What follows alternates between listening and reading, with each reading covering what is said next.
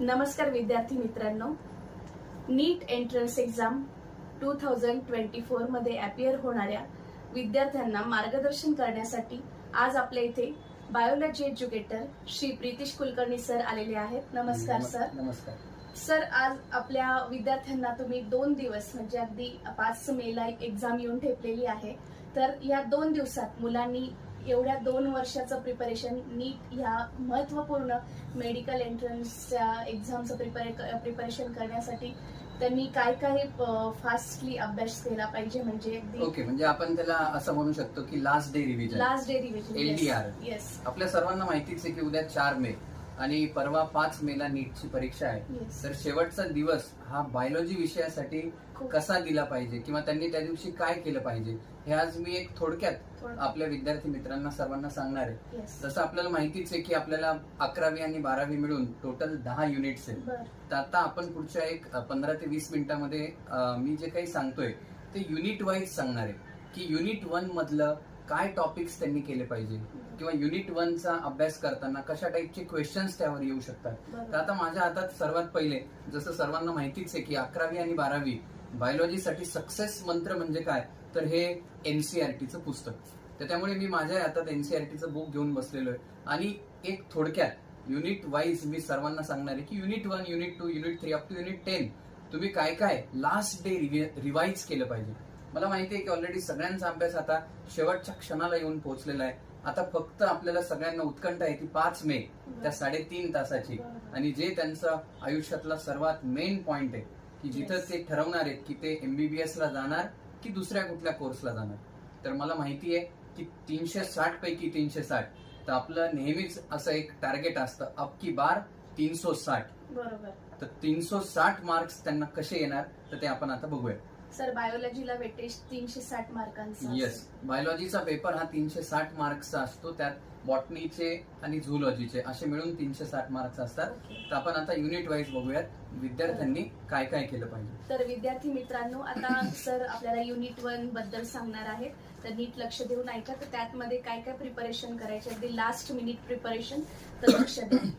तर विद्यार्थी मित्रांनो, तुम्ही युनिट 1 मध्ये सर्वात पहिले केलं पाहिजे सगळ्या ग्रोथच्या सगळ्या कॅरेक्टर्स लिव्हिंग ऑर्गॅनिझम्सच्या, डिफायनिंग फीचर, डिफायनिंग प्रॉपर्टी वगैरे वगैरे.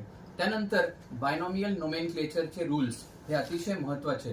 त्यानंतर तुम्हाला माहितीच आहे की एकदा टॅक्सॉनॉमिकल हायरार्कीज हा टॉपिक करून जा आणि त्याचा पूर्ण सिक्वेन्स त्यांनी पाठ केला पाहिजे. टॅक्सॉनॉमिकल एड्स हा टॉपिक आता डिलीट केलेला आहे, त्यामुळे तो करण्याची गरज नाही. NCERTतला प्रत्येक टेबल हा अतिशय महत्वाचा आहे. त्यामुळे तुम्ही हे लक्षात ठेवा की NCERTतला प्रत्येक टेबल हा तुम्ही प्रिपेअर करायचाच आणि लास्ट डेला तर त्याची रिव्हिजन झालीच पाहिजे.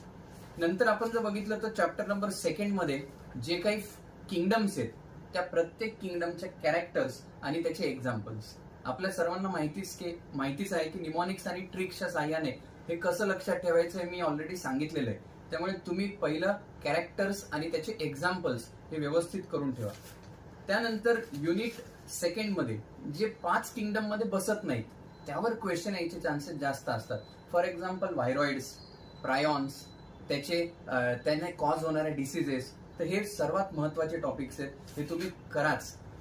प्लांट किंगडम मध्ये जर तुम्ही बघायला गेलं तर त्यामध्ये सर्वात महत्वाचे ते 3 क्लासेस, अल्गी, क्लोरोफायसी, फिओफायसी आणि रोडोफायसी.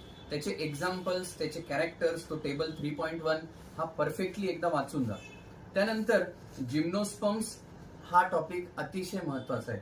त्याच्यावरचे कॅरेक्टर्स, त्याचे एक्झाम्पल्स हे व्यवस्थित करा. अल्टरनेशन हा टॉपिक डिलीट झालाय, त्यामुळे टेन्शन घ्यायची गरज नाही. किंगडम ॲनिमॅलियामध्ये सगळे फायलम्स आणि त्याचे कॅरेक्टर्स हे महत्वाचे आहेत. ते with examples, with the help of mnemonics tricks व्यवस्थित एकदा करून जा आणि ते तुम्हाला खूप फायद्याचं ठरेल. सर्वात महत्वाचं म्हणजे अॅनिमल किंगडमवर क्वेश्चन येताना which of the following statement is correct about phylum hemichordata, which of the following statement is incorrect about phylum echinodermata. तर सर्वात महत्वाचे हे जे काही फायलम्स आहेत हे तुम्ही लक्षात ठेवा. म्हणजे मोल्युस्का, इकायनोडर्मॅटा, ऑर्थ्रोपोडा ह्यावर क्वेश्चन यायचे चान्सेस जास्त असतात. त्यामुळे हे जे फायलम्स आहेत हे एकदा डोळ्याखालून घाला. सर्वात महत्वाचं या चॅप्टर मधलं म्हणजे स्युडोसिलोमेट. म्हणजे बऱ्याच वेळेला आजपर्यंत क्वेश्चन आलेला आहे ह्या फायलमवर. तुम्ही फायलम नेमॅटोडा किंवा नेमॅटहेल्मिंथिस एकदा व्यवस्थित वाचून जा. त्यानंतर आपण जर युनिट 2 कडे जर गेलो तर युनिट 2 मध्ये सर्वात महत्वाचं आहे मॉर्फोलॉजी आणि अनॅटॉमी चॅप्टर. तर मॉर्फोलॉजी आणि अनॅटॉमी चॅप्टर मध्ये बेसिक पार्ट आहे तसं बघायला गेलं तर, पण त्यातही तुम्ही इन्फ्लोरसन्स एकदा डोळ्या खालून घाला. त्यानंतर फायलोटॅक्सी हा महत्वाचा टॉपिक आहे. त्यानंतर एस्टिवेशन आणि प्लासेंटेशन. तर ह्या सगळ्यांचे एक्झाम्पल्स म्हणजे मी सर्वांना निमॉनिक्स आणि ट्रिक्स दिलेले आहेत त्यामुळे सोपं जाईल. त्यानंतर जो सीड्सचा पार्ट आहे अल्ब्युमिनस नॉन अल्ब्युमिनस सीड्स, त्याचे एक्झाम्पल्स व्यवस्थित करा. बऱ्याच वेळेला पेरिस्पर्म ही जी कन्सेप्ट आहे यावर पण क्वेश्चन येतो. खरं तर हे सेकंड चॅप्टर मध्ये क्लास 12च्या, पण तुम्ही इथं पण करून ठेवा. आता सर्वांचा मेन असा प्रश्न असतो की नवीन ऍड झालेले फॅमिलीज. तर पर्सनली मला असं वाटतं की हे पहिलंच वर्ष असल्यामुळे कदाचित ते ह्या वर्षी सेक्शन बी मध्ये ह्या 4 फॅमिलीज वरचे क्वेश्चन विचारतील. आणि जरी त्यांनी सेक्शन ए मध्ये विचारला तरी फॅमिलीजवर क्वेश्चन यायचे चान्सेस म्हणजे फॉर एक्झाम्पल सगळ्यांचे फ्लोरल फॉर्म्युलाज, जसं नवीन ऍड झालेल्या फॅमिलीचे फ्लोरल फॉर्म्युलाज तुम्हाला माहितीच पाहिजे. त्यात पण जसं की काही युनिक फॅमिलीज आहेत पोएसी, तर पोएसी मध्ये पेरियांथ हे प्रेझेंट असतं. तर मी मुलांना सांगितलेलं आहे पोएसीचा पी आणि पेरियांचा पी. तर असं काहीतरी ट्रिक्स तुम्ही लक्षात ठेवा. प्रत्येक फॅमिलीचे एक्झाम्पल्स, या 4 फॅमिलीचे एक्झाम्पल्स व्यवस्थित करा आणि त्यांची इकॉनॉमिक इम्पॉर्टन्स आहे. सर एकदा विद्यार्थ्यांना तुम्ही नवीन फॅमिलीज कुठल्या ऍड झाल्या तेवढं सांगाल का? नवीन फॅमिलीज मध्ये तसं बघायला गेलं तर माल्वेसी आहे, ऍस्टेरेसी आहे, पोएसी आहे आणि दुसरी एक फॅमिली मला असं वाटतं लेग्युमिनॉसी आहे. तर ह्या 4 फॅमिलीज नवीन ऍड झालेल्या आहेत. तर त्या विद्यार्थ्यांनी एकदा बघून गेलं पाहिजे. आणि एनसीईआरटी दिलेलं नाहीये ते, त्यामुळे एक्स्ट्राचा पार्ट आहे तर तो त्यांनी कुठल्या तरी दुसऱ्या बुक्स मधून करणं अतिशय योग्य असेल. तर हे झालं मॉर्फोलॉजी चॅप्टरचं. अनॅटॉमी चॅप्टर मध्ये जर आपण बघायला गेलं तर सर्वात महत्वाचं ज्या टिश्यूज आहेत सगळ्या सिंपल कॉम्प्लेक्स टिश्यूज यांचे कॅरेक्टर्स व्यवस्थित करा. कारण खूप वेळा असा क्वेश्चन येतो की which of the following statement is correct about tracheids, which of the following correctly describes vessels, किंवा which of the following is incorrect about phloem. तर खास करून ह्या चॅप्टरवर स्टेटमेंट बेस्ड क्वेश्चन जास्त येतात. त्यामुळे तुम्ही अनॅटॉमी चॅप्टर मधला हा पार्ट व्यवस्थित करा. Monocot stem, monocot root, dicot stem, dicot root, हे डिफरन्स बिटवीन फॉर्मॅट मध्ये केलं तर मला असं वाटतं चांगलं तुम्हाला योग्य असेल. त्यानंतर व्हॅस्क्युलर सिस्टीम मध्ये जसं तुम्हाला माहिती आहे काही जे टाइप्स आहेत जसं radial kind of vascular bundles, conjoint close vascular bundle, तर काही डायग्राम बेस्ड क्वेश्चन्स आहेत ते या चॅप्टर मधून व्यवस्थित करून जा. सेकंडरी ग्रोथ हा टॉपिक डिलीट केलेला आहे त्यामुळे टेन्शन घ्यायचं गरज नाही. स्ट्रक्चरल ऑर्गनायझेशन मध्ये खास करून यावेळेस त्यांनी ऍड केलेलं आहे फ्रॉग. तर मला असं वाटतं फ्रॉग आणि कॉक्रोचच्या सगळ्या सिस्टीम्स एकदा डोळ्या खालून घाला आणि त्याच्यामध्ये काय काय मेन आहेत ते एकदा पॉइंट्स वाचून जा. बाकीच्या 4 टिश्यूज आणि त्या कुठे प्रेझेंट आहेत यावर कायम क्वेश्चन येतो. For example epithelial tissues are found in what, connective tissues are found at what location. हे जे क्वेश्चन्स आहेत हे त्या 4 टाइप्स ऑफ टिश्यूज वर येतात. तर मला असं वाटतं ते व्यवस्थित विद्यार्थ्यांनी वाचलं पाहिजे. तर आता आपण जातोय युनिट 3 कडे. युनिट 3 बघितलं तर सेल सायकल, सेल डिव्हिजन आणि बायोमॉलिक्युल्स असे 3 चॅप्टर्स याच्यामध्ये येतात. तर सर्वात पहिले सेल चॅप्टरच्या सगळ्या ऑर्गॅनिल्स आणि त्यांचे फंक्शन्स. तर बऱ्याच वेळेला आता यावर क्वेश्चन्स येतात which of the following is correct about ribosome, किंवा which of the following is the correct function of mitochondria, chloroplast, mitochondria. हे जे मेन ऑर्गॅनिल्स आहेत ते तुम्ही एकदा वाचून जा. आणि सर्वात महत्वाचा पार्ट म्हणजे जसं की एंडोमेम्ब्रेन सिस्टीम. लास्ट इयर त्यावर क्वेश्चन येऊन गेला होता त्यामुळे ह्या वर्षी आपण सांगू शकत नाही. या वर्षी कदाचित ते दुसरा काही क्वेश्चन विचारतील. तर त्यामुळे तुम्ही बाकीचे जे ऑर्गॅनिल्स आहेत ते व्यवस्थित करा. आणि सर्वात महत्वाचं म्हणजे यातला जो लास्टचा पार्ट आहे क्रोमोझोम्सचा, ते जे 4 टाइपचे क्रोमोझोम्स आहेत म्हणजे मेटासेंट्रिक, सब मेटासेंट्रिक, ॲक्रोसेंट्रिक, हे सगळे जे क्रोमोझोमचे स्ट्रक्चर्स आहेत ते व्यवस्थित करून जा. कारण त्यावर match the pair type of question येण्याचे चान्सेस ते जास्त असतात. त्यानंतर आपण जर बघितलं सेल सायकल, सेल डिव्हिजन, यामधून खास करून तुम्हाला न्यूमेरिकल्स हे व्यवस्थित करायचे. कारण न्यूमेरिकल्सवर क्वेश्चन येऊ शकतात आणि बायोचे विद्यार्थी शक्यतो न्यूमेरिकल्सला घाबरतात. तर खूप न घाबरता एक सिंपल जे न्यूमेरिकल्स आहेत ते तुम्ही करून जा. त्यानंतर सर्वात महत्वाचं याच्यामध्ये आहे मेओसिस. तर मायटॉसिस पेक्षाही तुम्ही मेओसिस हे व्यवस्थित करून जा. आणि मेओसिसच्या सब स्टेजेस म्हणजे फॉर एक्झाम्पल लेप्टोटीन, झायगोटीन, पॅकिटीन, डिप्लोटीन, डायकायनेसिस, या प्रत्येक स्टेजला काय काय होतं मेन त्यावर क्वेश्चन यायचे चान्सेस आहेत. त्यामुळे ह्या मेओसिसच्या स्टेजेस मेयोसिस 1च्या स्पेशली त्या विद्यार्थ्यांनी व्यवस्थित कराव्या असं मला वाटतं. त्यानंतर मायटोसिस मेयोसिसचा डिफरन्स वगैरे, सेल सायकलच्या 4 स्टेजेस, सेल सायकल मध्ये प्रत्येक फॉर एक्झाम्पल G1 ला काय होतं, S ला काय होतं, M फेजला काय होतं, तर विद्यार्थ्यांनी मला असं वाटतं एकदा लास्ट मोमेंटला सेल सायकल करून जावी. त्यानंतर बायोमॉलिक्युल चॅप्टर मधले सगळे चार्ट्स म्हणजे फॉर एक्झाम्पल टेबल्स मस्ट आहेत आणि त्यातला सर्वात महत्वाचा पार्ट म्हणजे एन्झाईम्स. तर एन्झाईम्सवर हमखास क्वेश्चन येतात. तर मला असं वाटतं ह्या पहिल्या 3 युनिट्स विषयी विद्यार्थ्यांनी खूप काळजी घेणं गरजेचं आहे आणि लास्ट डेला फक्त डोळ्या खालून घालायचंय. एनसीईआरटीतलं पेज फक्त त्यांनी रोटेट करायचं. मी जे हे पॉइंट सांगतोय ते हे एकदा डोळ्या खालून घालायचे. मला खात्री आहे की तुम्हाला 360 पैकी 360 मार्क्स हे मिळालेच पाहिजे. आता युनिट 4 मध्ये जर आपण बघितलं तर पहिले 2 चॅप्टर्स डिलीट केलेले, त्यामुळे अर्थातच याचं वेटेज वाढतं ते फोटोसिंथेसिस आणि रेस्पिरेशन चॅप्टरचं. तर फोटोसिंथेसिस आणि रेस्पिरेशन चॅप्टर मध्ये सर्वात महत्वाचे क्वेश्चन्स येतात ते सायक्लिक आणि नॉन सायक्लिक फोटोफॉस्फोरायलेशन. त्यामुळे तुम्ही हे जे 2 टॉपिक्स आहेत हे विद्यार्थी मित्रांना सांगा त्यांनी प्रिपेअर केलेच पाहिजेत. त्यानंतर केमी ऑस्मोटिक हायपोथेसिसवर खूप विद्यार्थी मला विचारतात की सर एक एटीपी बनण्यासाठी किती H+ आयनचा ट्रान्सपोर्ट झाला पाहिजे. तर आता नवीन एनसीईआरटी प्रमाणे तुम्ही लक्षात ठेवा 4 H+ ions should be transported for the formation of 1 ATP molecule. त्यामुळे नीट लक्षात ठेवा for the formation of 1 ATP molecules 4 H+ ions transport is necessary. हा क्वेश्चन येऊ शकतो, त्यामुळे तुम्ही तो व्यवस्थित करा. केल्विन सायकल मध्ये किती एटीपी लागतात, किती NADPH2 लागतात हे अतिशय महत्वाचं आहे. कुठल्या स्टेजला लागतात हे शेवटच्या मोमेंटला वाचून जा. त्यानंतर C4 सायकल मध्ये किती वेळा कार्बन डायऑक्साईड फिक्स होतो, एकदा दोनदा. C4 पाथवे मध्ये कुठल्या सेल्स इन्व्हॉल्ड आहेत, बंडल शीथ, मिझोफिल. बंडल शीथ मध्ये काय होतं, मिझोफिल मध्ये काय होतं, कुठल्या एन्झाईम कुठल्या सेल मध्ये प्रेझेंट असतो. सो अतिशय महत्वाचे टॉपिक्स आहेत. त्यानंतर फोटो रेस्पिरेशन जेवढं एनसीईआरटी दिले तेवढंच करा. शेवटचे जे 4 फॅक्टर्स आहेत affecting the rate of photosynthesis must, म्हणजे असं समजा की या नीटला कदाचित यावर क्वेश्चन येऊ शकतो. So factors affecting the rate of photosynthesis is must. आता आपण वळूयात शेवटचा जो चॅप्टर आहे रेस्पिरेशन, सेकंड लास्ट चॅप्टर या युनिटचा. रेस्पिरेशन मध्ये सर्वात महत्वाचं आहे म्हणजे ते म्हणजे सर्वात पहिला पार्ट ग्लायकोलिसिस. ग्लायकोलिसिसचे मेन सगळे कंपोनंट्स तुम्हाला माहिती पाहिजे, इंटरमिजिएट्स माहिती पाहिजे, त्यासाठी निमॉनिक्स दिलेलं आहे. क्रेब सायकल ही अतिशय महत्वाची, त्यासाठी निमॉनिक्स दिलेलं आहे. तर तुम्ही क्रेब सायकल आणि ग्लायकोलिसिस व्यवस्थित करा.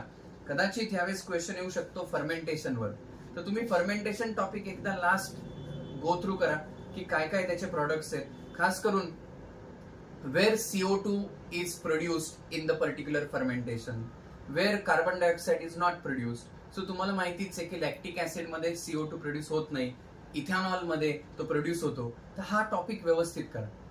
लास्ट बट नॉट लिस्ट ज्याला आपण म्हणतो की इलेक्ट्रॉन ट्रान्सपोर्ट चेन, तर त्यातले सगळे कॉम्प्लेक्सेस आणि त्या कॉम्प्लेक्सेसचे नाव, match the pair type of question.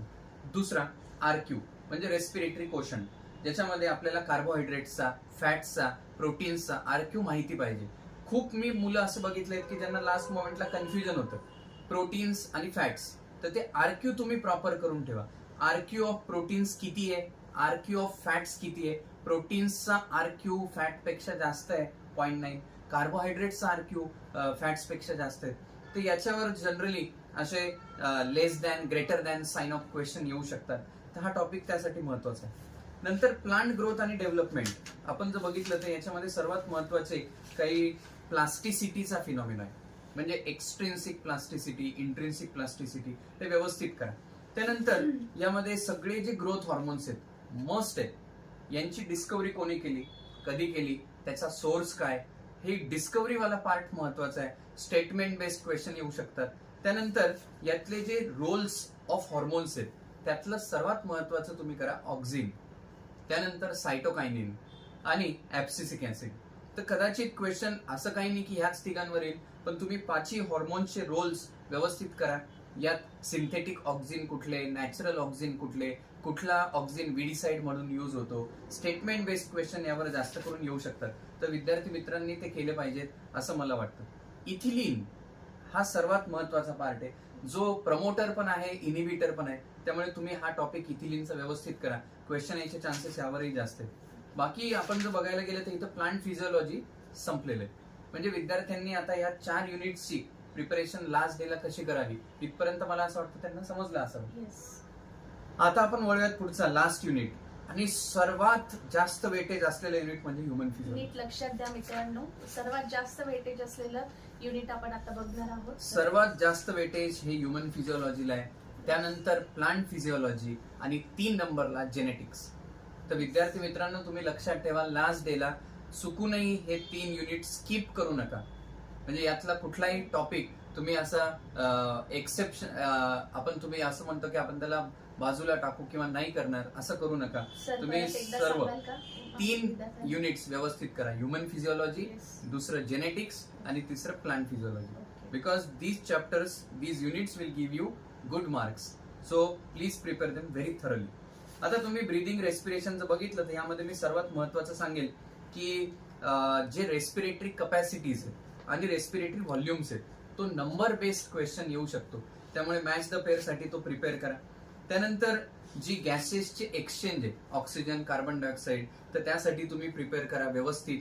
शेवटचा जो टॉपिक आहे हिमोग्लोबिन आणि ऑक्सिजनचा ट्रान्सपोर्ट ऑफ ऑक्सिजन, तर तो जो ऑक्सिजन डिसोसिएशन कर्व आहे सर्वात मोस्ट फ्रिक्वेंटली आज क्वेश्चन याच्यावर येतात. आणि सर्व ह्युमन फिजिओलॉजीसाठी तुम्ही जर डिसीजेस सर्व व्यवस्थित प्रिपेअर केल्या तर मला असं वाटतं ते चांगलं राहील. त्यानंतर आपण जर पुढे वळलं तर हार्ट किंवा सर्क्युलेशन चॅप्टर मध्ये सर्वात महत्वाचं आहे ते ECG. The most important topic is ECG and double circulation. तर मला असं वाटतं हे 2च टॉपिक आपण प्रिपेअर करा जे तुम्हाला व्यवस्थित छान मार्क्स मिळवून देतील. म्हणजे तुम्ही जर कार्डियाक सायकल व्यवस्थित केली, त्याचं ड्युरेशन व्यवस्थित केलं, हार्टबीट्स वगैरे वगैरे, तर तुम्हाला त्याचे मार्क्स मिळू शकतील. आणि जास्त करून यावर क्वेश्चन येतात सर्क्युलेशन चॅप्टरवर. एक्सक्रिशन मध्ये आपण बघायला गेलं तर सर्वात महत्वाचा टॉपिक हा आहे की युरिनचं फॉर्मेशन आणि त्यातही सर्वात महत्वाचं कुठले सोल्युट्स कुठं ऍब्झॉर्ब होतात. म्हणजे एक टॉपिक आहे रिअब्झॉर्प्शन. तर पीसीटी मध्ये काय रिअब्झॉर्ब होतं, डीसीटी मध्ये काय रिअब्झॉर्ब होतं, लूप ऑफ हेनले मध्ये काय रिअब्झॉर्ब होतं. तर मला असं वाटतं विद्यार्थ्यांनी लास्ट मोमेंटला हे रिअब्झॉर्प्शन हा टॉपिक व्यवस्थित केला पाहिजे, जो तुम्हाला चांगले मार्क्स मिळवून देऊ शकतो. त्यानंतर ह्या किडनीच्या डिसऑर्डर्स, बऱ्याच वेळेला असे क्वेश्चन्स येतात की रिनल कॅल्क्युलाय म्हणजे काय, किंवा किडनी फेल्युअर म्हणजे काय, किंवा एक्झॅक्टली याच्यामध्ये आपल्याला सर्वांना माहिती डायलिसिस. तर डायलिसिसवर बऱ्याच वेळेला क्वेश्चन्स आलेले आहेत. तर मी असं सांगेल की मुलांनी किडनी स्टोन असेल किंवा हे जे मी आता सांगितलं हिमोडायलिसिस असेल, हे टॉपिक व्यवस्थित केलेले मला असं वाटतं चांगलं राहील.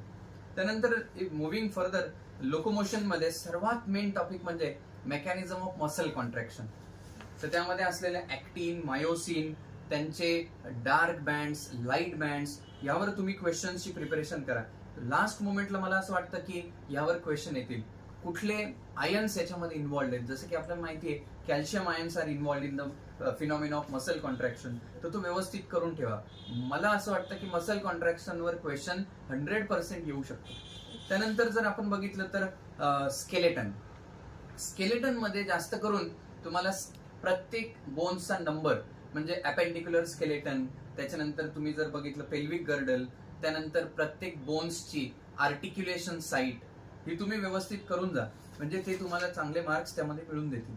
त्यानंतर आपण जर पुढे बघितलं तर नर्वस कंट्रोल आणि कोऑर्डिनेशन मध्ये जास्त क्वेश्चन्स येतात ते generation and conduction of nerve impulse. त्यामुळे तो टॉपिक विसरूच नका, तो करूनच जा. त्या टॉपिकवर क्वेश्चन येण्याचे चान्सेस जास्त असतात. न्यूरो ट्रान्समीटर हा सर्वात मेन टॉपिक आहे, तो व्यवस्थित करा. ब्रेन मध्ये असलेले सगळे एरियाज आणि त्यांची फंक्शनिंग, तर कदाचित ते तुम्हाला याच्यावर स्टेटमेंट बेस्ड क्वेश्चन विचारतील, काही असर्शन रिझन बेस्ड क्वेश्चन पण येतात. त्यामुळे हा टॉपिकही महत्वाचा आहे. त्यामुळे न्यूरल कंट्रोल आणि कोऑर्डिनेशन मस्ट करा.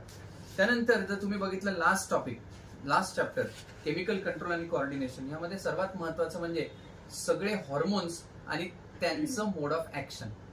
तर जसं की pituitary gland, anterior pituitary secretes which of the following hormone, posterior pituitary secretes which of the following hormone. तर अशा काइंड ऑफ क्वेश्चन तुम्हाला त्यातले जमले पाहिजेत. त्यामुळे एकदा ओव्हरलुक करून जा. बरेच हॉर्मोन्स जर कमी प्रमाणात सिक्रेट झाले तर काही डेफिशियन्सीज होतात. तर त्या डेफिशियन्सीज व्यवस्थित तुम्ही करून जा. फॉर एक्झाम्पल तुम्हाला माहिती आहे की आयोडीन हा थायरॉक्सिन साठी मस्ट आहे. जर आयोडीन डेफिशियंट असेल तर तुम्हाला गॉयटर होऊ शकतो. तसं विद्यार्थ्यांनी हे सगळे जेवढे एनसीईआरटी दिलेले आहेत त्या डिसऑर्डर्स मला असं वाटतं व्यवस्थित केल्या पाहिजे. आणि सर्वात शेवटचं आणि महत्वाचं म्हणजे मेकॅनिझम ऑफ हॉर्मोन ऍक्शन. तर आपल्याला माहिती आहे की एक चार्ट दिलेला आहे एनसीईआरटीत, कुठले हॉर्मोन्स प्रोटीनिक इन नेचर आहे, कुठले स्टिरॉइड इन नेचर आहे, कुठले हॉर्मोन्स लिपिड इन नेचर आहेत. तर हे हॉर्मोनची लिस्ट तुम्ही करून जा, ती मॅच द पेअरला येऊ शकते. तर हे झालं क्लास 11 बद्दल. मला असं वाटतं क्लास 11 चे मेन टॉपिक्स आपण आता कव्हर केलेले आहेत. ओके. तर आता आपण बघूयात क्लास 12 चे टॉपिक्स महत्वाचे काय. धन्यवाद. स्टार्ट. सर, तुम्ही आम्हाला 11च्या पोर्शन बद्दल एकदम छान माहिती आपल्या विद्यार्थी मित्रांना दिली. सर, आता 12च्या पोर्शन बद्दल नीट लास्ट डे नीट प्रिपरेशन कसं करायचं त्याबद्दल मार्गदर्शन करा प्लीज. विद्यार्थी मित्रांनो, आपण जर कम्पेअर केलं तर 11वी हे खरंच अवघड आहे. म्हणजे 12वीच्या कम्पॅरिझन मध्ये 11 स्टँडर्ड इज रिअली डिफिकल्ट. कारण त्यातले जे युनिट्स आहेत ते हायली वेटेज युनिट्स आहेत. आता आपण जर 12वी बघितलं तर 12वीच्या सिलेबस मध्ये थोडंसं आपण बघितलं तर 13 चॅप्टर्स येतात. अच्छा. आणि ते 13 चॅप्टर्स अतिशय सोपे आहेत. त्यामुळे आपला तेवढा वेळ जाणार नाही जेवढा क्लास 11 साठी गेला. तर क्लास 12 ची सुरुवात करताना सर्वात पहिले रिप्रोडक्शन युनिट आहे. त्यातलं तुम्ही मेन काय करायचंय ते लक्षात ठेवा. सर्वात पहिले मायक्रोस्पोरोजेनेसिस आणि मेगास्पोरोजेनेसिस हे दोन टॉपिक्स व्यवस्थित करा. पोलन ग्रेनचं स्ट्रक्चर आणि पोलन ग्रेनशी रिलेटेड जेवढे पण काही आहे ते सगळं व्यवस्थित प्रिपेअर करून ठेवा. कारण पोलन ग्रेन्सवर बऱ्याच वेळेला नीटला क्वेश्चन्स येऊन गेलेले आहेत. त्यामुळे तो टॉपिक महत्वाचा आहे. दुसरा चॅप्टर प्रिपेअर करताना डबल फर्टिलायझेशन हा की टॉपिक आहे. म्हणजे double fertilisation is the unique event of angiosperms. त्यामुळे तो व्यवस्थित प्रिपेअर करा. प्रत्येकाचं फंक्शन, प्रत्येकाची प्लॉइडी, म्हणजे फॉर एक्झाम्पल अँटीपोडलची प्लॉइडी काय, पोलर न्यूक्लियाची प्लॉइडी काय, एक सेल एक ॲपरेटसची प्लॉइडी काय, तर तो प्लॉइडी बेस्ड क्वेश्चन यावर येतो. त्यानंतर पॉलिनेशन टॉपिक मस्ट आहे. क्लिस्टोगॅमी आणि चॅस्मोगॅमी मस्ट रीड टॉपिक्स. लास्ट डेला हे वाचलंच पाहिजे. त्यानंतर पॉलिनेशनच्या सगळ्या एजन्सीज म्हणजे हायड्रोफिली, त्यानंतर एंटोमोफिली, जेवढे एनसीईआरटी मध्ये त्यांनी दिलेले आहे ते व्यवस्थित करा. आणि प्रत्येकासाठी लागणारे अडॉप्टेशन्स एकदा वाचून जा शेवटच्या मोमेंटला. नंतर जर आपण बघितलं तर तिसऱ्या चॅप्टरकडे आपण मूव्ह होतो. त्यामध्ये सर्वात महत्वाचा जो पार्ट आहे तो म्हणजे स्पर्मॅटोजेनेसिस आणि oogenesis. तर ह्यामध्ये सुद्धा तुम्ही स्पर्म्सचं स्ट्रक्चर व्यवस्थित करून जा, ओव्हमचं स्ट्रक्चर व्यवस्थित करून जा. सर्वात महत्वाचा टॉपिक आहे oogenesis. म्हणजे स्पर्मॅटोजेनेसिस मध्ये आपल्याला माहिती आहे की नॉर्मल स्पर्मॅटोजेनेसिस होतं, 1 sperm mother cell produces 4 sperms. पण oogenesis मध्ये तुम्ही जर बघितलं तर त्यामध्ये तुम्हाला काही पॉइंट्स महत्वाचे लक्षात ठेवायचे, जसं पोलर बॉडी फॉर्मेशन असेल, किंवा तुम्ही याच्यामध्ये बघितलं तर it starts prior to the birth. हे जे मेन पॉइंट्स आहेत oogenesis मध्ये ते व्यवस्थित करा. मेन्स्ट्रुअल सायकल मध्ये लागणारे हॉर्मोन्स, मेन्स्ट्रुअल सायकल मध्ये होणारे चेंजेस इन हॉर्मोन्स, एक छान चार्ट दिलेला आहे एनसीईआरटी मध्ये, तो व्यवस्थित प्रिपेअर करून जा. त्यानंतर फर्टिलायझेशन आणि नंतरचा होणारा जो प्रेग्नन्सीचा पिरियड आहे त्यावरही क्वेश्चन येतात. एक शेवटी टॉपिक आहे फिटल इजेक्शन रिफ्लेक्स. तर बऱ्याच वेळेला त्यावर क्वेश्चन्स आलेले आहेत. तर मला असं वाटतं विद्यार्थ्यांनी एकदा तो गो थ्रू केला पाहिजे. रिप्रोडक्टिव्ह हेल्थ चॅप्टर विषयी बोलताना खास करून ज्या कॉन्ट्रासेप्टिव्ह मेथड्स आहेत तर त्यावर क्वेश्चन जास्त येतात. म्हणजे जसं आपण बघितलं तर पिल्स मध्ये कुठल्या हॉर्मोनचं कॉम्बिनेशन असतं हे व्यवस्थित विद्यार्थ्यांनी लास्ट मोमेंटला वाचलं पाहिजे. त्यानंतर कॉपर टीवर बऱ्याच वेळेला क्वेश्चन येतात. त्यानंतर हॉर्मोन रिलीजिंग आययुडीज काय आहेत, त्याचे एक्झाम्पल्स हे तुम्ही व्यवस्थित करून जा. त्यानंतर परमनंट स्टरलायझेशन मेथड्स कुठल्या आहेत, जसं की वॅसेक्टोमी, ट्युबेक्टोमी, हे वेगळं विद्यार्थ्यांनी त्या दिवशी वाचलं पाहिजे लास्ट डेला उद्या. त्यानंतर शेवटच्या पेजवर जे दिलेले आहेत full forms, for example IUI, GIFT, ZIFT, यामध्ये विद्यार्थ्यांचं कन्फ्युजन असतं. तर ते एकदा लास्ट डेला तुम्ही वाचून जा. आर्टिफिशियल इन्सेमिनेशन म्हणजे काय, हे प्रत्येकाचे फुल फॉर्म्स विचारू शकतात. एक्सपांड दी टर्म किंवा match the pair type of question येऊ शकतो. तर इथं आपलं पहिल्या युनिटचं मेनली विद्यार्थ्यांनी केलं पाहिजे. फारसं वेटेज नाही युनिट 1 ला, पण क्वेश्चन्स येऊ शकतात. त्यामुळे त्यांनी व्यवस्थित प्रिपेअर केलं पाहिजे असं मला वाटतं. त्यानंतर सर्वात महत्वाचं युनिट म्हणजे जेनेटिक्स. जेनेटिक्स मध्ये सगळे crosses, monohybrid cross, dihybrid cross must आहेत. इनकम्प्लीट डॉमिनन्स म्हणजे मला असं वाटतं की पहिल्या 2 पेक्षा जास्त चान्सेस आहेत इनकम्प्लीट डॉमिनन्सवर क्वेश्चन यायचे. एबीओ ब्लड ग्रुपिंग व्यवस्थित करा, मल्टिपल ॲनालिझम करा. त्यानंतर जो मेन टॉपिक आहे, जो लिंकेज आणि रिकॉम्बिनेशनचा आहे, तो एकदा वाचून जा. सेक्स डिटर्मिनेशनचे जे एक्झाम्पल्स आहेत, म्हणजे XXXY, त्याच्यानंतर ZZZW, याचे एक्झाम्पल्स वर क्वेश्चन येऊ शकतात. त्यानंतर पेडिग्री अनालिसिस जेवढं एनसीईआरटीत दिलंय तेवढेच 2 चार्ट करून जा. खूप बाहेरचं करू नका, कारण पेडिग्री चार्ट हा थोडासा अवघड टॉपिक आहे. बऱ्याच वेळेला त्यावर क्वेश्चन्स येतात, कधी येत नाहीत. पण जेवढं एनसीईआरटीत दिलंय तेवढं करा, हे मला असं वाटतं. त्यानंतर ज्या क्रोमोझोमल डिसऑर्डर्स आहेत, मेंडेलियन डिसऑर्डर्स आहेत, याच्यावर बऱ्याच वेळेला क्वेश्चन आहे. तुम्ही निमोनिक्स दिलेले आहेत विद्यार्थ्यांना. Which of the following is Mendelian disorder, which of the following is chromosomal disorder. तर त्याचे प्रत्येकाचे डिसऑर्डर्स मला असं वाटतं विद्यार्थ्यांनी केले पाहिजे. नंतरचा जो चॅप्टर आहे तो मॉलिक्युलर बेसिस. मॉलिक्युलर बेसिस मध्ये सर्वात महत्वाचा मेझल्सन अँड स्टार एक्सपेरिमेंट, तो त्यांनी केला पाहिजे शेवटच्या मोमेंटला. नंतर डीएनए रेप्लिकेशन, ट्रान्सक्रिप्शन, ट्रान्सलेशन, यात सुद्धा मला असं वाटतं त्यांनी युकॅरियोटिक ट्रान्सक्रिप्शन हा महत्वाचा टॉपिक आहे, एकदा लास्ट डेला वाचला पाहिजे. जे एक्सपेरिमेंट्स केलेले आहेत ग्रिफिथ, हर्शेचेस, तर त्यांचे फ्लोचार्ट्स विद्यार्थ्यांनी एकदा लास्ट मोमेंटला वाचले पाहिजे. हर्शेचेस मध्ये कुठले रेडिओ ऍक्टिव्ह आयसोटोप्स यूज करतात एकदा लास्ट मोमेंटला, कारण त्यात कन्फ्युजन होतं विद्यार्थ्यांचं, म्हणून मी सांगतोय ते त्यांनी केलं पाहिजे. त्यानंतर सर्वात महत्वाचा टॉपिक म्हणजे म्युटेशन्स. तर यात मला असं वाटतं sickle cell anaemia, sickle cell ॲनिमियावर क्वेश्चन येतातच, त्यामुळे लास्ट मोमेंटला तुम्ही हे वाचलंच पाहिजे. लॅक ओपेरॉनची कन्सेप्ट अतिशय महत्वाची आहे, so please don't skip this. Lac operon वाचूनच जा, त्यावर क्वेश्चन येऊ शकतो, त्यामुळे लॅक ओपेरॉन ही कन्सेप्ट महत्वाची आहे. नंतरचा जो पार्ट आहे तो थोडासा फॅक्ट बेस्ड आहे, मला असं वाटतं एकदा गो थ्रू करा, फार वेळ घालवू नका. एक्सप्रेस सिक्वेन्स टाइम, ESTs, तर ही जी लाईन आहे एनसीईआरटी ती व्यवस्थित करा, कारण त्यावर खूप वेळा क्वेश्चन आलेले आहेत. डीएनए फिंगरप्रिंटिंगचा फ्लो चार्ट बऱ्याच वेळेला पेज नंबर 122 ओल्ड एनसीईआरटी मध्ये दिलेलं आहे. पहिल्या स्टेप पासून तर 6व्या स्टेप पर्यंत बऱ्याच वेळेला फ्लो चार्ट मध्ये तुम्हाला आयडेंटिफाय ABCD किंवा arrange the correct steps of DNA fingerprinting अशा टाईपचा क्वेश्चन येऊ शकतो. तर मला असं वाटतं विद्यार्थ्यांनी त्यासाठी प्रिपेअर्ड राहावं. इव्हॉल्युशन बद्दल बोलायचं झालं तर त्यामध्ये तुम्ही सर्वात महत्वाचं करा होमोलॉगस आणि अॅनालॉगस ऑर्गन आणि त्याचे एक्झाम्पल्स. सो ऑलरेडी निमॉनिक्स आणि ट्रिक्स जर तुम्ही वापरले तर लक्षात राहतं, त्यामुळे मला असं वाटत नाही की विद्यार्थ्यांना ते काही जड जाईल. त्यानंतर इंडस्ट्रियल मेलॅनिझम नावाचा टॉपिक आहे, तो त्यांनी करावा. अडॅप्टिव्ह रेडिएशन थोडंसं गो थ्रू करा, खूप जास्त वेळ घालवू नका त्यामध्ये. त्यानंतर न्यूमेरिकल्स, जसं आपला मगाशी विषय झाला 11वीला जसे न्यूमेरिकल्स येतात सेल सायकल मधून, तसं हार्डी वाइनबर्ग वर न्यूमेरिकल्स यायचे चान्सेस आहेत. खूप जास्त असं नाही, पण एक थोडंफार मला असं वाटतं त्यांनी करावं. फाउंडर इफेक्ट आहे, ही कन्सेप्ट महत्वाची हार्डी वाइनबर्ग मध्ये, ती केलेली मला असं वाटतं केव्हाही चांगलं. नंतर इव्हॉल्युशन मध्ये काही चार्ट्स दिलेले आहेत, ते एकदा डोळ्या खालून घाला, खूप जास्त वेळ घालू नका त्यामध्ये. ह्युमन इव्हॉल्युशनचा सिक्वेन्स म्हणजे प्रिमिटिव्ह पासून तर मॉडर्न मॅन पर्यंत तुम्हाला एक सिक्वेन्स माहिती पाहिजे. कदाचित असा क्वेश्चन येऊ शकतो की arrange the correct sequence of human evolution, त्यामुळे तो टॉपिक व्यवस्थित करा. नाउ मुव्हिंग फर्दर, पुढची युनिट आहे एकदम अप्लाइड युनिट, म्हणजे human biology and human welfare. त्यामध्ये मला असं वाटतं तुम्ही हेल्थ अँड डिसीज चॅप्टर जर बघितला तर सगळे कॉझिटिव्ह एजंट आणि त्यांच्या डिसीजेस एकदा केलेलं मला असं वाटतं केव्हाही चांगलं आहे. त्यानंतर सर्वात महत्वाचा टॉपिक आहे याच्यामधला एड्स आणि कॅन्सर. HIV आणि कॅन्सरवर क्वेश्चन बऱ्याच वेळेला आलेले आहेत.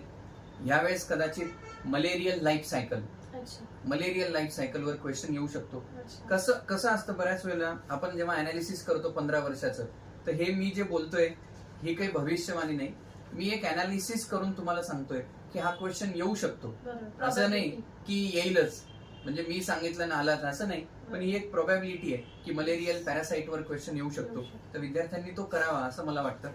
इम्युनिटी मध्ये जर तुम्ही बघितलं तर इम्युनिटी मध्ये तुम्हाला सर्वात महत्वाचं आहे ते म्हणजे प्रत्येक इम्युनिटी त्याचं एक्झाम्पल, म्हणजे जसं की which of the following is passive immunity, which of the following is active immunity. तर हे तुम्ही केलेलं मला असं वाटतं लास्ट मोमेंटला चांगलं राहील. सर्वात न विसरता करायचा टॉपिक म्हणजे ड्रग्स. आता याच्यामध्ये विद्यार्थ्यांनी ऑलरेडी काही टॉपिक्स असे प्रिपेअर केले असतील टेबल्स, तर ते करून जावे. ड्रग्स, त्याचं कशापासून आयसोलेट केलंय ते सोर्स, त्याचा मोड ऑफ ऍक्शन, हे अतिशय महत्वाचं आहे. तर विद्यार्थ्यांनी ते केलेलं केव्हाही चांगलं आहे. स्ट्रॅटेजीज हा चॅप्टर डिलीट झालाय, त्यामुळे टेन्शन घ्यायची गरज नाही. मायक्रोब्स इन ह्युमन वेलफेअर हा तुम्हाला सर्वात जास्त मार्क्स देईल. त्यामुळे सगळे टेबल्स तुम्ही व्यवस्थित करा. आणि त्यातही सर्वात महत्वाचं म्हणजे बायो ऍक्टिव्ह मॉलिक्युल्स, म्हणजे मायक्रोब्स इन ह्युमन वेलफेअर करताना मी विद्यार्थ्यांना सांगतो की त्यांनी बायो ऍक्टिव्ह मॉलिक्युल्स हा टॉपिक मस्ट आहे. तर त्यांनी शेवटच्या क्षणाला हे वाचलंच पाहिजे. त्यानंतर जे सिवेज ट्रीटमेंटचा टॉपिक आहे त्यात सेकंडरी ट्रीटमेंट इज मस्ट, म्हणजे प्रायमरी पेक्षाही सेकंडरी ट्रीटमेंट ही विद्यार्थ्यांनी करून जावी, कारण ती बायोलॉजिकल ट्रीटमेंट आहे. त्यावर क्वेश्चन येऊ शकतात. बायोगॅसचं कंपोजिशन, म्हणजे biogas is composed of what and how much percent, तर ते शेवटच्या मोमेंटला एकदा वाचून जा. त्यानंतर जो टॉपिक आहे मायकोरायझा, यामध्ये तुम्हाला म्युच्युअल असोसिएशन आहे, माहितीच आहे, तर ते एकदा वाचून जा लास्ट मोमेंटला. त्यानंतर पुढे गेलं तर बायोटेक्नॉलॉजी प्रिन्सिपल्स या चॅप्टर मध्ये तुम्हाला सर्वात महत्वाचं आहे ते म्हणजे रेस्ट्रिक्शन एन्झाइम्स. रेस्ट्रिक्शन एन्झाइम्स हा टॉपिक अतिशय महत्वाचा आहे, त्यामुळे तुम्ही तो कराच. रेस्ट्रिक्शन एंडोन्यूक्लिएटचे कॅरेक्टर्स, एक्झोन्यूक्लिएटचे कॅरेक्टर्स हे व्यवस्थित केले पाहिजे. एकदा लास्ट मोमेंटला वाचून जा. यातला सर्वात मेन टॉपिक म्हणजे प्लाझ्मिड, आणि तुम्हाला जे एनसीईआरटी दिलेलं आहे PBR 322, तर ते व्यवस्थित लास्ट मोमेंटला एकदा वाचून जा.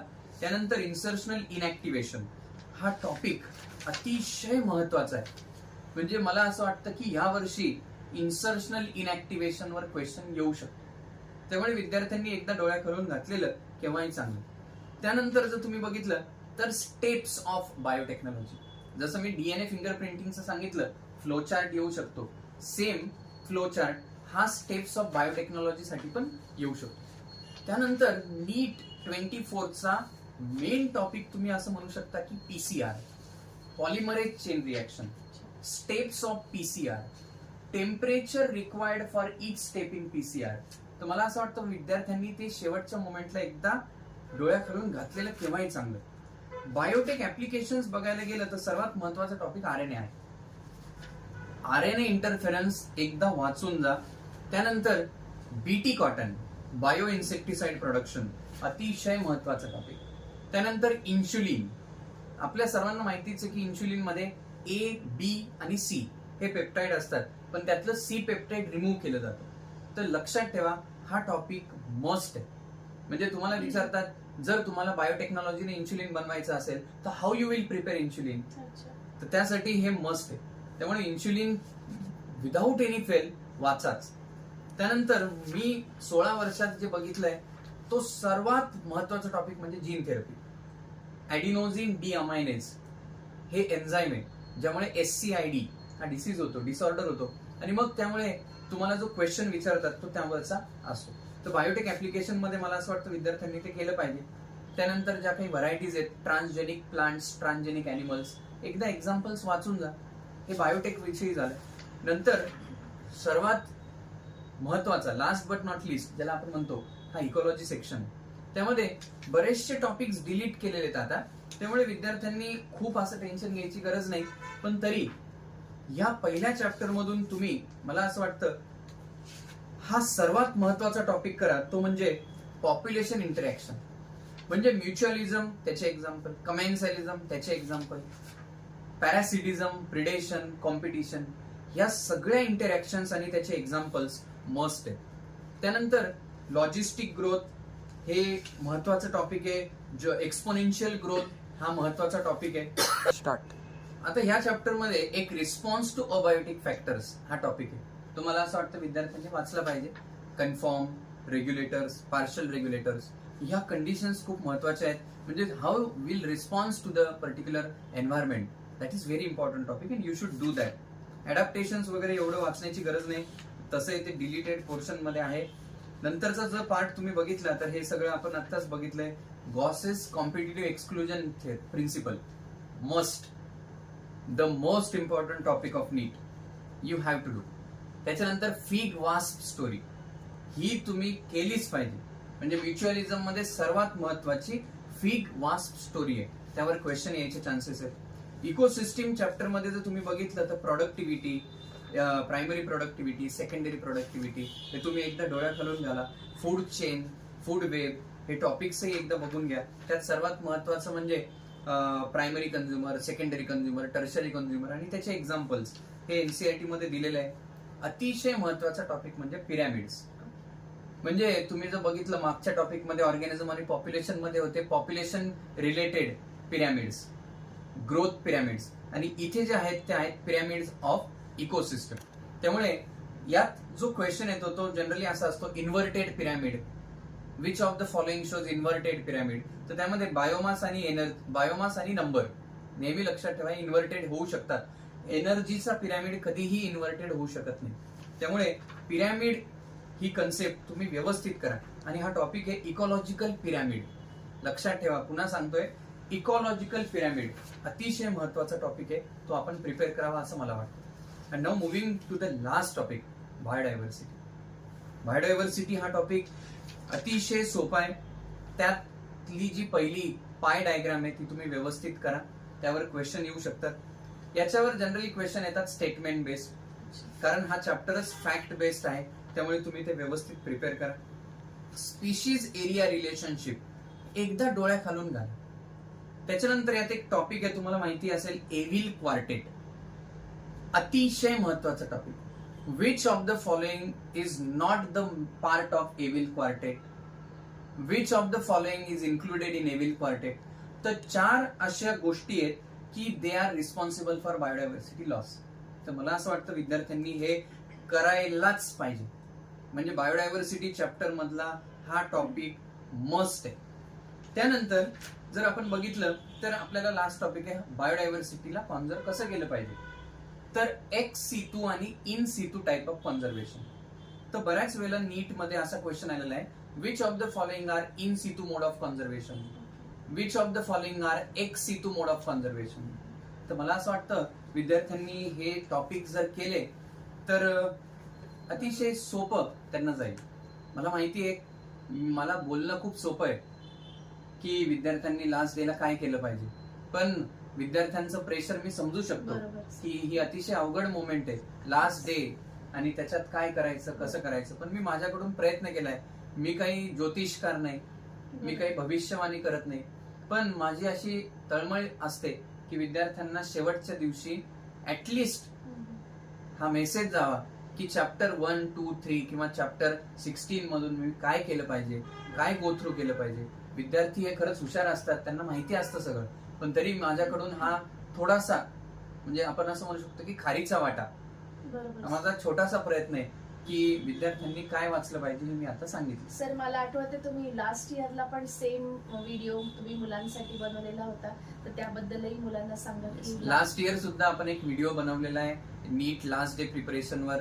त्यातून बरेचसे क्वेश्चन्सही आले होते. मला सांगायला अतिशय चांगलं वाटतं की मी एक which of the following is not the part of endomembrane system असं बोललो, आणि दुसऱ्या दिवशी तो क्वेश्चन मुलांना फेस करावा लागला. म्हणजे विद्यार्थ्यांना अतिशय आनंद झाला होता त्या गोष्टीचा. तर तुम्ही तोही व्हिडिओ बघा, काय वाचलं पाहिजे काय नाही हे मी सांगण्याचा प्रयत्न केलेला आहे. यातून कदाचित क्वेश्चन येतील, कदाचित येणारही नाही, पण आपण हा एक प्रयत्न केलेला आहे की काय करायला पाहिजे शेवटच्या दिवशी, की जेणेकरून विद्यार्थ्यांना सोपं होईल पेपर अटेम्प्ट करायला. बरोबर सर, नक्कीच सर. विद्यार्थ्यांना तुम्ही अगदी मोलाचं मार्गदर्शन केलेलं आहे. सगळ्यांना आपल्या दोघांतर्फे आपण बेस्ट लक देऊया. आणि कुठलंही पेअर प्रेशर न घेता, एक्झाम प्रेशर न घेता मुलांनी ही 2024ची नीट एक्झाम अतिशय उत्तमरित्या द्यावी असं लास्ट डे प्रिपरेशन, आणि त्यांनी प्रिपरेशनही व्यवस्थित करावं. या तुमच्या व्हिडिओ मधून नक्कीच त्यांना खूप मोलाचं मार्गदर्शन होणार आहे असं मी गृहीत. आता शेवटचा जो दिवस असतो म्हणजे परीक्षेचा 5 तारखेचा, तर तो तुम्ही अतिशय without any stress, without any pressure handle केली पाहिजे सिच्युएशन. कारण तुम्ही सकाळी उठल्यापासून उगाचच आपलं बुक घेऊन बसलं असं करू नका. त्या दिवशी एखादा छान काहीतरी कॉमेडी व्हिडिओ बघा, तुमचं जे माइंड आहे ते एकदम रिलॅक्स ठेवा. घरी ज्या गोष्टी तुम्ही एकदम अशा स्ट्रेसफुल ठेवू नका, व्यवस्थित छान वातावरण ठेवा सकाळचं. आणि एखादा महाराष्ट्राची हास्य जत्राचा व्हिडिओ जरी बघून गेले आणि त्यामुळे तुमचं माइंड एकदम छान राहील, रिलॅक्स राहील. आणि जेव्हा तुम्ही पेपर अटेम्प्ट कराल त्यावेळेस जर तुम्ही तुमचं डोकं शांत ठेवलं, कीप युअर माइंड कूल, काम and quite, like you know I have my idol like MS Dhoni. MS Dhoni सारखं तुम्ही त्या दिवशी प्रेझेंट करा, एकदम स्मार्ट वर्क करा. म्हणजे तुम्ही जे हार्ड वर्क केलंय मागच्या 2-2.5 वर्षात त्याचं रूपांतर आता स्मार्ट वर्क मध्ये करा. नक्कीच सर. म्हणजे जसं धोनी ते प्रेशर हँडल करतो तसं प्रेशर तुम्ही हँडल करा लास्ट मोमेंटचं आणि ही मॅच जिंका. नक्कीच सर. आउट ऑफ 360 स्कोर करा, तुम्ही नक्की कराल बरोबर जर तुम्ही तुमचं डोकं शांत ठेवून आन्सर्स दिले तर. बरोबर. आणि सर्वात महत्वाचं स्टेटमेंट बेस्ड आणि असर्शन रिझन Numerical. अतिशय शांत डोक्याने सॉल्व्ह करा, बरोबर. अतिशय शांत डोक्याने. मॅच द पेअर पटकन सोडवा, सिम्पल जे बेस्ड डायग्राम बेस्ड क्वेश्चन एकदम पटकन सोडवा, फ्लो चार्ट बेस्ड क्वेश्चन पटकन सोडवा, पण स्टेटमेंट बेस्ड आणि असर्शन सोडवताना थोडीशी काळजी घ्या. सर मुलांनी सिक्वेन्शियली क्वेश्चनरी सोडवायचे की त्यांना जे पहिले अटेम्प्ट करता येईल त्याच्यात वेळ घालवायचा, त्याबद्दल नाही, सांगा. त्यांनी, मी तर असं सांगेल की त्यांनी सिक्वेन्शियलीच गेलं पाहिजे. बरोबर. कारण त्यांनी जर मागे पुढे केलं तर बऱ्याच वेळेला त्यांचं जे सर्कल करण्याचं असतं ते त्याच्यात मिस्टेक होऊ शकते. बरोबर. तर मला असं वाटतं त्यांनी सिरियलीच गेलं पाहिजे बरोबर. आणि कधीही क्वेश्चन पेपरवर आन्सर टिक मार्क करू नका. बऱ्याच मुलांना अशी सवय असते की पहिले ते क्वेश्चन पेपरवर मार्क करतात आणि शेवटच्या अर्ध्या तासात OMR शीट फिलअप करतात. नाही, बरोबर. तर मला असं वाटतं त्यांनी ते करता कामा नये. बरोबर. कारण त्यांचे क्वेश्चन्स पेपरवर आन्सर बरोबर असतात, हम्म. पण शेवटच्या मोमेंटला ते टिक मार्क किंवा सर्कल गडबड करायला घाई गडबड होते, विसरतात, मग जम्बलिंग होते, बरोबर. घाबरतात. बरोबर. तर त्यापेक्षा सायमल्टेनियसली त्यांनी जर एनसर्कल केलं तर दॅट विल बी गुड. नक्कीच नक्कीच. तर सगळ्यांनी हे लक्षात ठेवा की पॉइंट्स आणि लास्ट डे प्रिपरेशन अगदी छान होऊ द्या. या व्हिडिओमधून तुम्हाला अतिशय छान मार्गदर्शन होणार हे नक्की होतंय. तर तुमच्या फ्रेंड सर्कलमध्येही हा व्हिडिओ पाठवा, त्यांनाही यूज होईल आणि व्हिडिओचा सगळ्यांनी लाभ घ्या असं मी म्हणेन. तुम्हा सर्वांना पुन्हा एकदा all the best All the best. And score 360 out of 360 in Yes. Biology. धन्यवाद. धन्यवाद.